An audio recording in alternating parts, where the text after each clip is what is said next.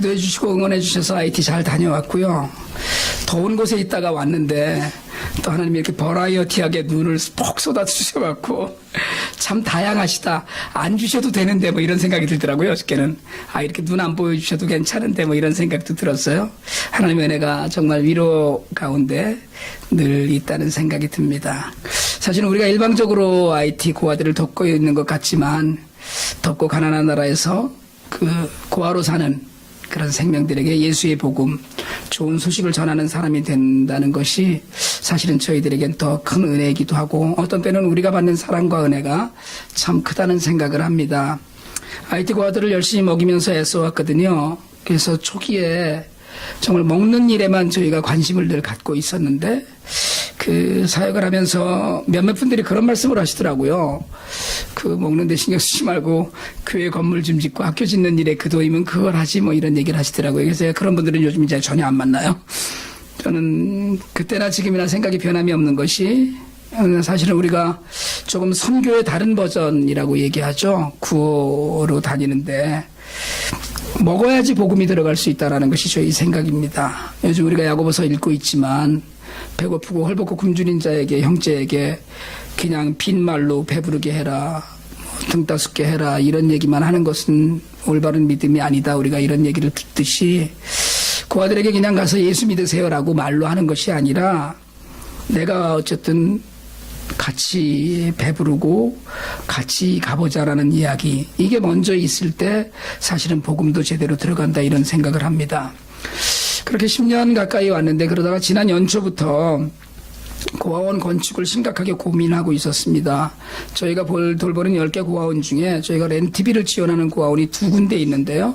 장애고아원하고 삼성고아원인데 장애고아원은 지금 4년째 그리고 삼성고아원은 3년째 렌트비 지원을 하고 있습니다. 이게 이제 목돈이 들어가니까 부담이 되는 거예요. 2년마다 한 번씩 목돈이 들어가거든요. 그래서 건물을 지어서 살면 뭐 2년마다 돌아오는 렌트비 걱정이 일단 벗어날 수 있겠다 이 생각이 들고요. 특별히 장애아들 같은 경우에는 환경이 바꾸면 적응하는 데 시간이 많이 걸립니다. 움직이질 못하기 때문에 또 그중에 앞을 못 보는 장애아들도 있는데 그러니까 좀 이렇게 익숙해지려고 그러면 또 이사를 해야 되고요. 그래서 그런 것들이 정서적으로 좋지 않겠다 이런 생각을 해서 조금 건축을 놓고 이제 기도를 하는 중에 처음에는 아주 간단하게 생각을 했어요.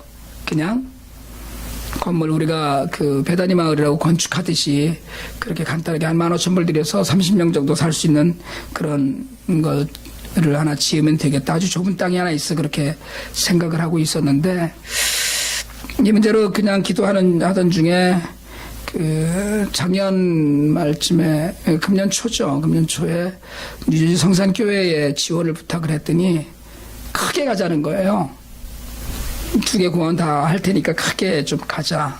그런 땅이 너무 좁으면 애들이 뛰지도 못하고 할 텐데 그거보다는 좀 크게 해보자 이렇게 말씀을 하셔서 15,000불로 꿈꾸던 것을 지금 이미 20만 불 예산을 갖고 지금 생각을 하고 있습니다. 그래서 지난 10월 말에 제가 갔을 때 11월 초에 갔을 때 땅을 보고 왔거든요. 1.6에이커 2,000평입니다. 땅이. 제가 보기엔 그냥 넉넉할 것 같고 지리적으로나 환경으로나 여러 가지로 너무 좋은 땅을 찾았어요. 그래서 마음에 딱 들었는데 사실은 성산교회가 지금 이제 하겠다는 것이 매칭 펀드입니다. 절반을 대겠다. 우리가 모으는 돈의 절반을 대겠다는 거거든요. 그래서 이번에 가서 땅은 봤어요. 땅을 너무 다들 좋다고 이제 의견은 모았습니다. 땅값이 딱 10만 불이에요. 지금 이제 저희가 5만 불을 모아야 되는 거거든요. 근데 지금 돈은 한 푼도 없습니다. 건축비 전체를 따지면 20만 불쯤 생각해야 되는데 전 분명히 믿기는 그동안에도 그래왔듯이 하나님께서 누군가의 손을 통해서 장애고아들이 이제 이사 안 다니고 살 수 있는 터전을 분명히 허락하실 줄로 믿습니다. 건물은 중요하지 않죠. 그렇지만 IT 고아들에게 조금이라도 편안한 잠자리 그리고 늘 한 곳에서 그냥 이렇게 살아갈 수 있다면 그러면 우리가 하나님의 뜻 가운데 한번 해보는 일이 좋지 않겠나 이런 생각을 갖고 정말 삽니다. 물론 제가 늘 말씀드리듯이 하나님은 우리를 성전이라고 하셨고 우리 안에 성령께서 내주하고 계시고 사람이 성전이 되어서 정말 세상에 예배자로서 사는 모습을 통하여서 우리의 모습을 통하여서 사람들이 구원받는 것이지 높고 큰 예배당 안에서 사람들이 구원받는 것만은 아니라는 믿음을 저희는 갖고 있습니다. 우리 각자가 성전으로 산다는 것이 결국 하나님의 뜻대로 사는 것이고, 가난한 이웃을 먹이고 살리고 그래서 영원한 생명에 이르는 복음의 씨앗을 뿌리는 일, 성전인 우리가 해야 될 일이라고 믿거든요. 그래서 이런 일 때문에 하나님이 우리를 부르셨는데, 우리가 고아들을 위해서 할 수 있는 일이라면 우리는 어느 곳에서 예배를 드리든지 우리가 어떤 모양으로 살든지 어쨌든 저들보다는 훨씬 평안하고 편안한 삶을 살고 있기 때문에 우리가 해야 될 일이라고 생각을 합니다. 이번에 일정이 이제 짧아서 사실은 2박 3일 일이었기 때문에 저희는 이제 4개 고아원만 직접 방문을 했고요. IT도 지금은 크리스마스 시즌이거든요. 처음에는 반팔 입고 막 이러고 돌아다니는데 크리스마스 장식을 막 해놓은 게 너무 이상하더라고요. 막 무슨 슈퍼마켓 같은 데 가면 빨간 거 막 달아놓고 막 이런 게 정 그게 안 와닿았었는데, 요즘은 이제 가면 아이 크리스마스지 이런 생각이 들어요. 그래서 이번에 방문하면서 아이들 샌드위치 나눠주고 또 도시락 나눠주고 선물 나눠주면서 메리 크리스마스라고 인사했죠. 예수님께서 이 땅에 오신 이유가 우리를 살리고 우리를 위로하기 위해서라면 IT 고아들에게 예수 그리스도는 정말로 필요합니다. 뭐 누구에게나 필요한 일이지만 그러나 가장 절실하게, 어쩜 가장 실감나는 복음이 될 수밖에 없다는 생각을 해요. 그래서 크리스마스를 진심으로 축하할 수 있다면 우리는 정말 그 IT 땅은 정말 예수 오심을 축하할 수 있는 땅이라는 생각을 이번에 가서 했어요. 우리에게는 성탄절이라는 것이 산타 할아버지의 날 또는 한 해를 마감하면서 서로 축복하고 선물을 나누는 날이라면, 그 IT 고아들에게는 실제로는 메리 크리스마스라는 그 의미 자체가 정말 진정한 의미를 갖는다는 거죠. 예수가 오신 것 하나로 기뻐하는 삶, 예수님 한 분만으로 충분하다는 고백이 있는 삶. 여러분, 사실은 성탄절에 큰 장식 해놓고 선물을 주고받는 우리가 누릴 수 없는 그런 기쁨과 감사가 그 안에 사실은 있다는 생각을 이번에 했습니다. 정말 진정으로 우리 교회가 IT 사역을 감당하면서 메시아가 오신 이유를 전하고 그런 복음의 통로가 되고 은혜의 통로가 되기를 소망하면서 기도하고 있습니다. 오늘 우리가 읽은 본문의 특징은 명령문이 많다는 겁니다. 위로해라, 외쳐라, 뭐 소리를 높여라, 하나님을 보라, 이런 그 명령문으로 끝나는 것들이 많거든요. 너희 백성을 위로해라, 이런 말씀을 많이 해요. 여러분, 당시에 이스라엘의 수많은 사람들이 바벨론의 포로로 가 있던 때입니다. 이때가. 그러니까 유대 지역이 바벨론의 식민 지배를 받고 있으면서 또 실제로 수없이 많은 사람들, 특별히 그 좀 배운 사람들이나 살만한 사람들이 다 그 바벨론 지역에 포로로 잡혀가서 50여 년이 흘러가고 있던 때입니다. 이스라엘 하나님의 명령으로 한 일은 이스라엘 백성들에게 바벨론 시대가 이제 끝나고 있다, 식민 시대가 끝난다라고 외치는 것이에요. 여러분, 이거를 아무 소망이 없었던 때입니다. 그런 일이 생길 것 같지 않았던 때예요. 아무도 그런 억압과 공포 속에서 해방을 소망할 수 없었던 때였는데, 이사야는 노역의 시대가 끝나고 죄악이 죄 사함을 받았다는 사실을 외치고 있어요. 여러분, 묶여있던 인생들에게, 매여있던 인생에게 예수 그리스도는 정말 진정한 자유와 기쁨을 위해서 이 땅에 오셨습니다. 슬픔과 고통 가운데 우리에게 위로를 외치게 하시는 그 주님의 뜻이 사실은 논리적으로는 잘 설명이 안 돼요. 우리가 곧 해방될 거다, 징조가 보이지 않는 거거든요. 어떻게 해방이 돼요? 그럼 뭐 지금 단계적으로 법이 정비가 돼서 뭐 이런 징조가 나타나야 되는데 전혀 없는 거예요. 폐허더미에 있는 예루살렘을 생각하면 우리나라는 이제 다시는 일어설 소망이 없는 때입니다. 지금 당장 묶여있고 풀릴 기미조차 없는데, 이걸 논리적으로 설명하고 하나님이 이러이러해서 이렇게 하실 거라는 그런 설명이 가능하지 않을 때 이사야가 한 일은 외치는 것밖에 할 수 없었어요. 그래서 루터는 이 외쳐라라는 이 이야기 단어를 설교해라라고 그 번역했습니다. 무슨 얘기냐면 외친다는 이야기 자체가 하나님 말씀을 해석해서 전하는 거예요. 여러분, 해방되고 자유를 얻고 위로를 얻는다고 하지만 사실은 이게 광야를 거쳐서 고향으로 돌아가야 되는 일이거든요.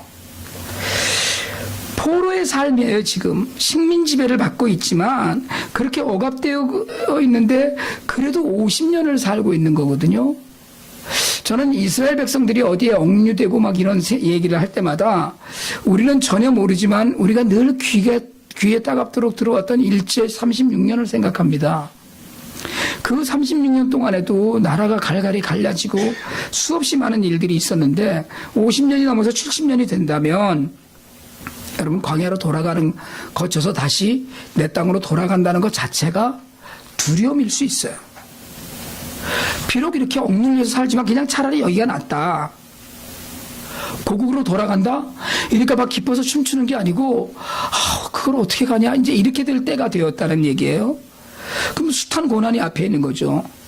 광야를 건너야 되고 사막을 통과해야 되고 그리고 멀고 험한 길을 가야 되는데 또 가보니 이미 폐허덤이라고 소식은 다 들은 예루살렘이 기다리고 있는 것이기 때문에 예전에 우리 조상 때 우리 부모 세대에 있었던 그곳으로 갈 수 없는 지금 환경 가운데 있었어요. 근데 이걸 이미 이스라엘 백성들은 조상 때 이미 겪었던 일이거든요. 애굽에서 겪었던 일이에요. 400년을 노예로 살았어요. 신음했습니다. 하나님이 그 신음소리를 듣고 기적을 베푸셔서 나왔어요. 애굽에서 홍해를 가르고 나왔습니다. 그리고 광야에 와서 이스라엘 백성들이 시시때때로 한 얘기가 뭡니까? 애굽으로 돌아가자예요. 노예 생활이 차라리 낫다.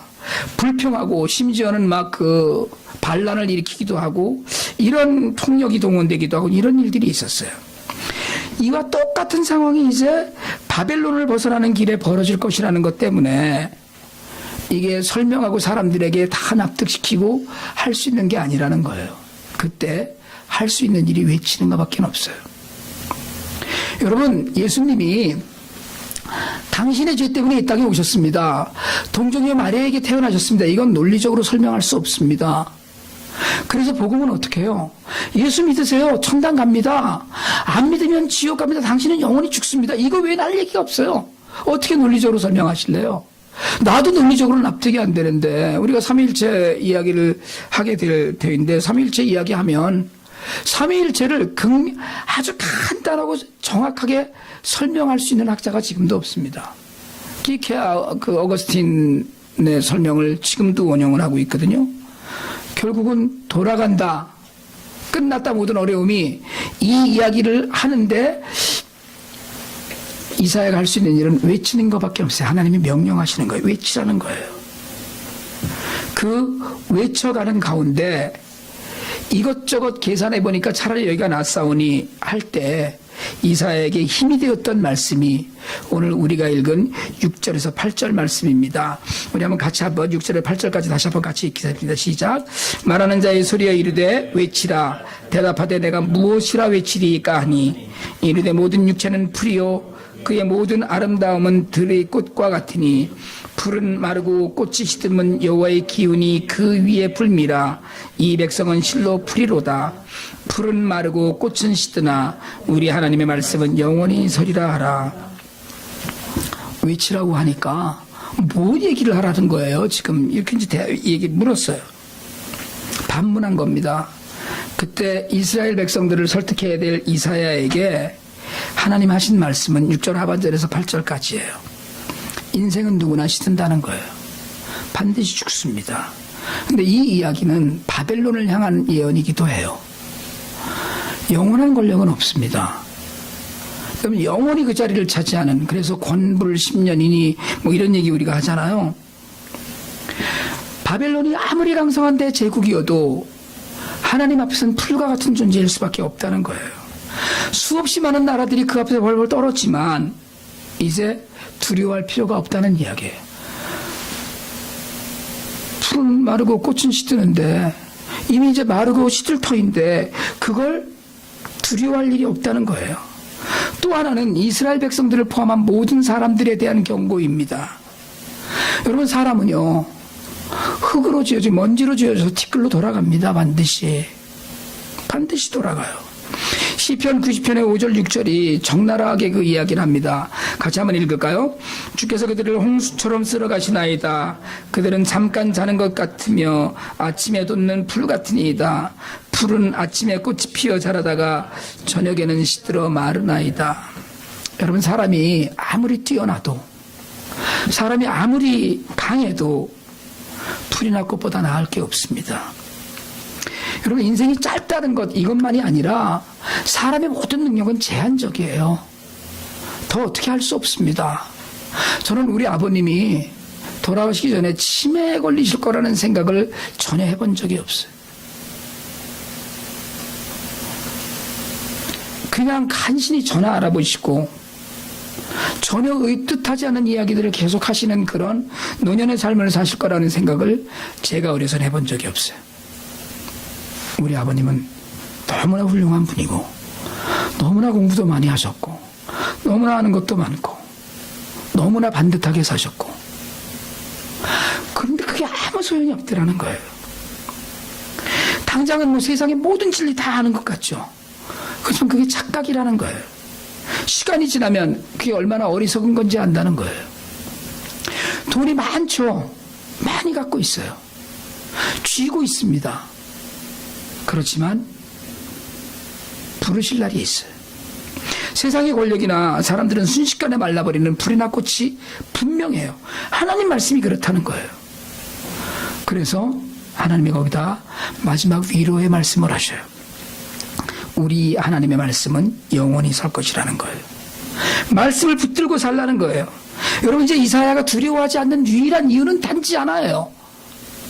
이스라엘이 곧 해방될 것이기 때문에 두려워하지 않는 게 아니고 하나님의 말씀을 듣고 하나님의 말씀이 있기 때문에 두려워하지 않아요. 영적인 자신감에 해방하신 하나님 바라보면서 여러분, 높은 산에 올라서 소리칠 일만 남아있어요. 제가 가끔 우리가 하는 IT 사역을 밑빠진 독에 물 붓는 일이라고 표현하거든요. 밑빠진 독에 물 붓는 거예요. 먹어서 없어지는 일만 하는 거니까. 그런데 여러분, 밑빠진 독에서 콩나물이 자란다 그러거든요. 요즘 가서 보면 자꾸 그런 걸 봐요. 이놈 컸네. 이놈 컸네. 크고 있네. 이게 자꾸 눈에 이제 띄기 시작을 해요. 여러분, 예수 그리스도의 사랑으로, 우리의 기도로 애들이 자랍니다. 우리의 쌀이 복음의 외침이 되고, 우리가 전해주는 약이 자유의 메시지가 되고, 우리가 제공하는 교육이 그들의 미래의 소망으로 채워져요. 여러분, 이게 하나님의 영원한 약속이 이루어져서 오늘 우리가 읽었던 성경의 마지막 부분처럼 어린 양을 양팔로 모아 품에 안으시는 예수 그리스도의 사랑이 그 안에 있다는 생각이 들어요. 여러분, 이사야처럼 우리에게도 동일한 외침의 은혜가 있기를 바랍니다. 듣기를 바랍니다. 먼저 외치는 소리를 듣는 이스라엘 백성이 여러분, 영원한 약속을 붙들듯이 우리 또한 그런 약속 가운데 하나님의 외치는 소리를 우리가 좀 들을 수 있게 되기를 원합니다. 그 약속이 우리에게 임하시고 우리를 다스리시고 우리에게 상급을 베푸시는 것으로 위로가 되고 힘이 된다고 그랬어요. 죄에서 죽었던 우리를 위해서 하나님께서 이 땅에 오셨어요. 예수 그리스도는 우리의 선한 목자로 이 땅에 오셨어요. 그 약속은 여러분, 하나님의 말씀 가운데 새겨져서 영원한 약속이 되고 이루어졌습니다. 오늘날을 우리가 마지막 때라고 합니다. 세상은 점점 더 어지러워지고 있어요. 여러분, 심지어는 복음주의를 등에 업은 권력이 소수민족을 탄압하고 억압하고 협박하는 세월입니다. 하나님 앞에서 옳고 바르지 않아요. 전쟁과 자연재해의 위험 앞에서 한낱 풀만도 못한 인생임을 우리가 절감하고 있는 때입니다. 가까이 둘러보아도 정말 우리에게는 기도해야 될 제목들이 너무나 많아요. 개인의 삶에 주어진 여러 가지 어려움도 있습니다. 건강도, 물질도, 사람의 관계도, 일도, 품고 있던 비전에도 여러 가지 평탄하지 못한 일들이 있어요. 그러나 우리가 오늘도 다시 한번 해방을 약속하시는 하나님의 말씀을 붙들고 그 외치는 소리를 듣는다면, 우리가 오늘도 예수 그리스도를 만나고 믿음의 발걸음을 딛기만 한다면, 바벨론을 떠나기만 한다면 오늘 우리에게 허락하신 4절 5절의 말씀처럼 하나님의 말씀이 우리에게 분명히 이루어질 거라고 믿어요. 골짜기마다 도두어지고 높은 곳은 낮아지고 고르지 않은 곳이 평탄해져서 험한 것이 평지가 될 것이라고 약속하십니다. 굴곡 있는 삶이 하나님의 은혜로 형통한 삶을 살 수 있게 될 것이라고 약속하시는 것과 다르지 않아요. 여호와의 영광이 나타나고 모든 육체가 그것을 함께 보리라는 약속이 여러분 사실은 2000년 전 유대 땅에서 이미 이루어졌어요. 왜냐하면 이는 여호와의 입이 말씀하셨기 때문에. 그리고 주님은 약속하셨어요. 다시 오겠다고. 여러분 세상은 평화롭지 않습니다. 세상은 자유롭지 않습니다. 고아들은 여전히 배고픔의 가난을 겪지만 부유한 자들은 영혼의 가난을 겪고 있는 세월입니다. 목자가 되어서 오신 성자 하나님의 영원한 위로가 풀꽃 같은 인생들에게 충만하길 원합니다. 여러분 그래서 정말 광야에서 꽃이 피고 사막에 길이 날 때 넘어지고 쓰러질 풀꽃으로 세상을 살지만 영원한 약속의 위로를 우리가 받게 될 줄 믿습니다. 다시 오실 예수 그리스도의 사랑과 은혜 안에서 오직 정말 기쁨을 영원히 간직하며 주의 말씀의 약속을 붙들고 하나님 앞에 늘 서서 그 사랑과 은혜를 늘 간직하며 사는 저와 여러분이 되기를 주님의 이름으로 축원합니다.